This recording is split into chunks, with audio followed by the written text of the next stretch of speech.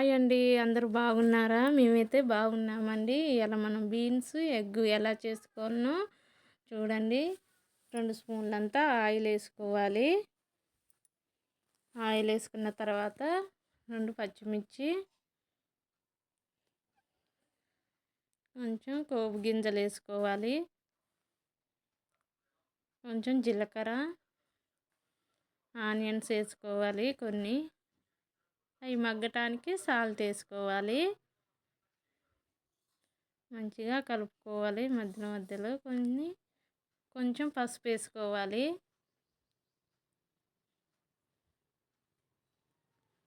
మగ్గిన తర్వాత మనం బీన్స్ వేసుకోవాలి. చిన్నగా కట్ చేసుకున్న బీన్స్ వేసుకోవాలి. నేనైతే 1/4 కిలో తీసుకున్నాను బీన్స్. మధ్యలో మధ్యలో కలుపుకోవాలి. మగ్గాలి మంచిగా బీన్స్ని.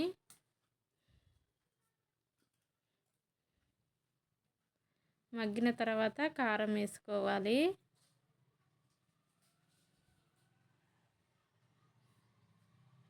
ఇలా చేసుకుంటే బాగుంటుంది. ఎగ్, బీన్స్,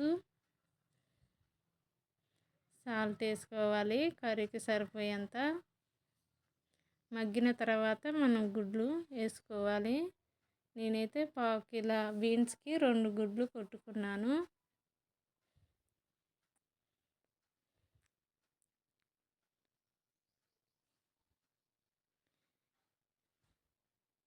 ఎగ్, బీన్స్ చేసుకుంటే బాగుంటుంది కర్రీ. మీరు కూడా చేసుకోండి, బాగుంటుంది. ఎలా వచ్చిందో నాకు కామెంట్లో పెట్టండి. ఇలా మంచిగా కలుపుకోవాలి.